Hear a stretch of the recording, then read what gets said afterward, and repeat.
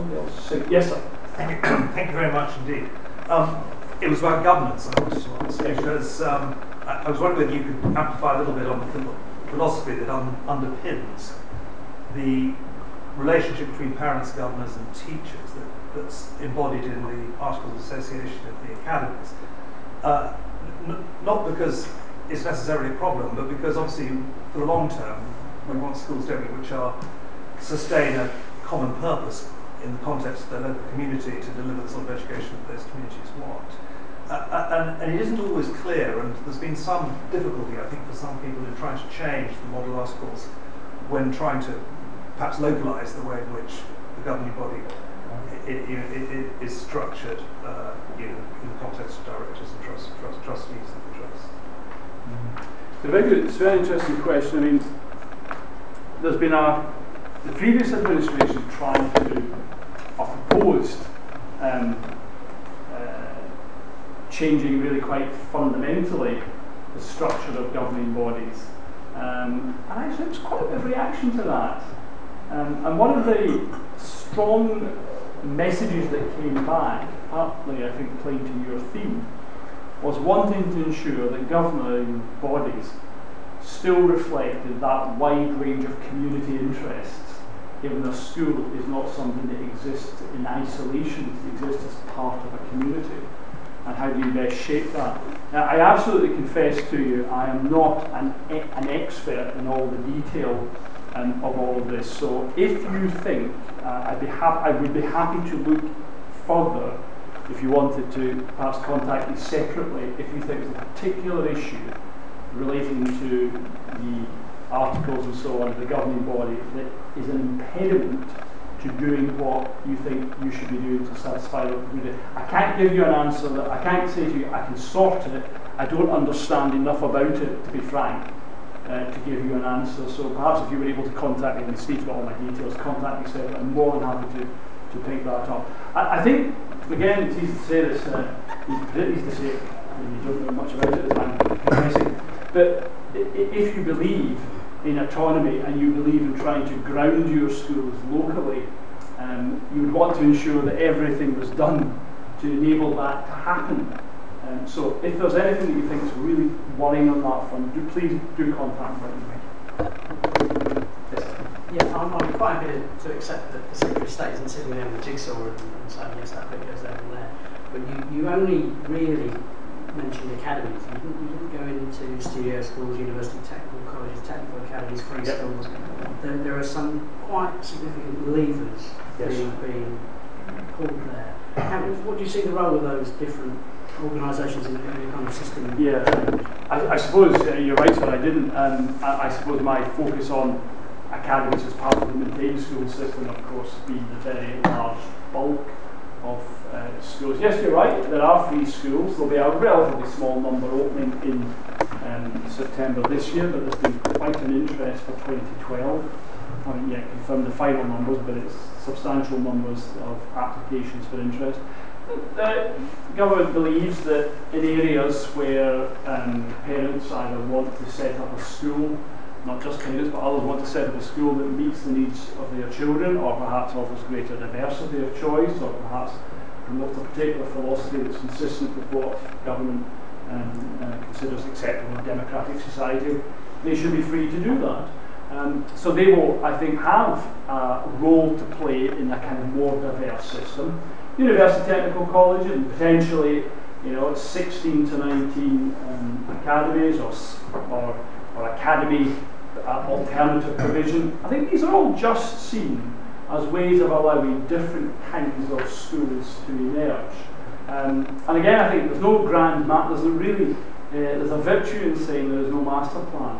That, the Secretary of State thinks by the year 2015 there will be X of this, Y of that, Z of that. That would just be wrong. I think he believes very strongly the more freedom you offer to set up different kinds of institutions, the more of a kind of galvanising effect that you'll have, and you'll have a better chance of allowing teachers, head teachers, governors, others to provide the right kind of education. But you're right, I mean, this is going to look, I think, different. I suppose the only other thing I would say is we've probably become quite used in the last 10, 15 years to different kinds of schools emerging. Not in the same numbers, I grant you, and certainly not in the not the same kind of policy push that we're seeing, for example, in University Technical College or free schools. So I think this is not an absolute, it all started in May 2010, but clearly greater diversity of the system has been given a significant push since the current government came to power. We've probably got time for one more question. One and then Sean. This is just a follow-up, so it doesn't count, because it puts... if there is acknowledged to be a need, and this is a genuine question, for a new school, perhaps a new population development, obviously the local interest perhaps here, how does that now happen?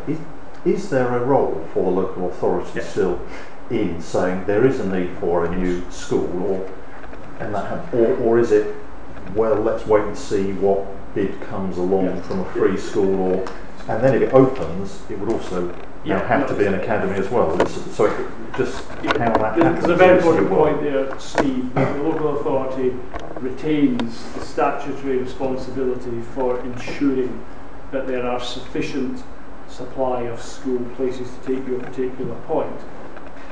Traditionally, historically, that was the local authority would set up one of its own schools. So now what we've got is a system, as we had under the previous administration, first of all, competitions, and I think your own example is a sort of illustration of this.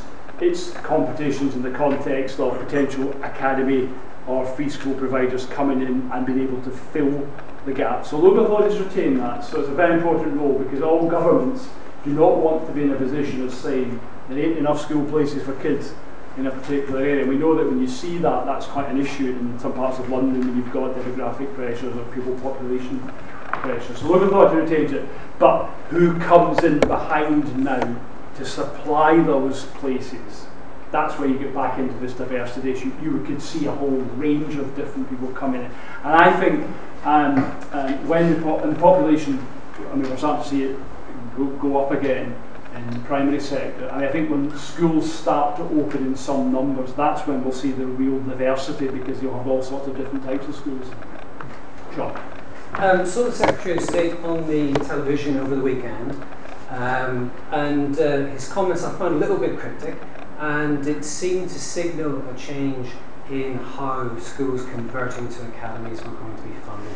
A little bit like the sort of drawbridge was being pulled up, and the bonus, if you like, that had been there up until now was going to be severely reduced in the future, perhaps related to an accelerated beginning to a common funded formula or something like that. But clearly, when schools at the moment can sort of go to DFE and see a sort of tempting amount on the website, how does that all fit together? Yeah, he was probably being cryptic at the weekend because this is partly related to a legal case.